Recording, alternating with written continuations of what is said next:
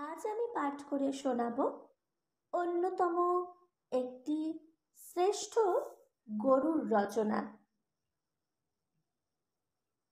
একদিন আইএসসি পড়ার ক্লাসে এলেন বাংলার অধ্যাপক চারুচন্দ্র মুখোপাধ্যায় অফ পিরিয়ড। এসেই বললেন, রচনা লেখো। যদিও সেই ক্লাসে সবার পাঠ্য বিষয় ছিল অঙ্ক, রসায়ন ও উদ্ভিদবিদ্যা।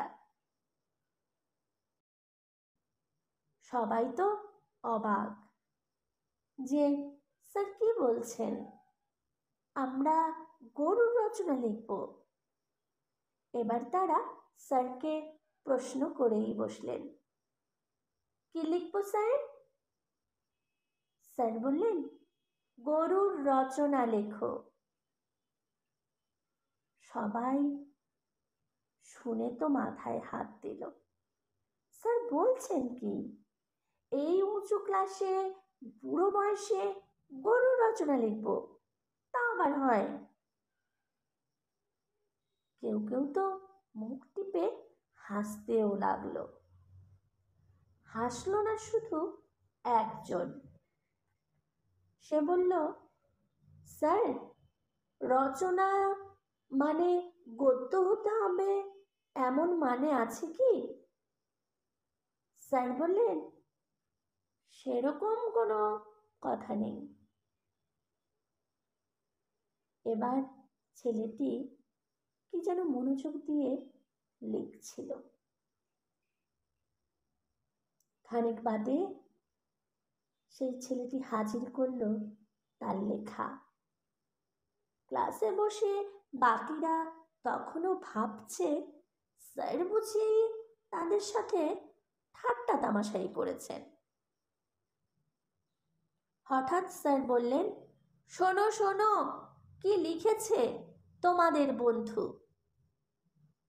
এবার স্যার সেই লেখাটা পড়া শুরু করলেন। মানুষ তোমায় বেজায় খাটায়, তা নয় তোমার লাঙল গাড়ি।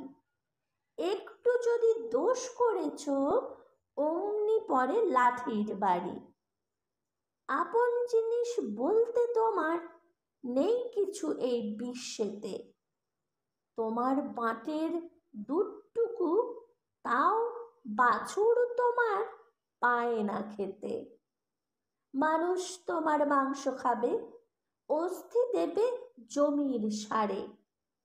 চামড়া দিয়ে পড়বে জুতো, বারণ কে তাই করতে পারে।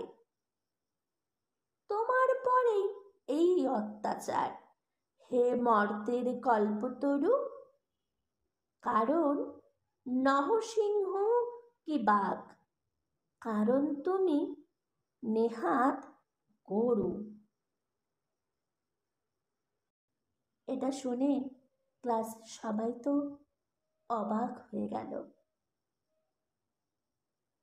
আর স্যার মাথায় হাত বুলিয়ে বলেছিলেন, অনেক বড় হও বাবা। বড় তো হয়েই ছিলেন। বড় হয়ে সেই ছেলেটি একজন ভালো ডাক্তার হয়েছিল, আর হয়েছিল একজন বড় সাহিত্যিক। বাংলা ছোট গল্পের প্রাণ পুরুষ ডক্টর বলাই চাঁদ মুখোপাধ্যায় ওরফে বনফুল বাংলা ভাষার শ্রেষ্ঠ গরুর রচনাগুলোর মধ্যে আজও অবস্থান করছে এই রচনাটি। লেখাটি সংগৃহীত। যিনি পোস্ট করেছেন তাকে অসংখ্য ধন্যবাদ।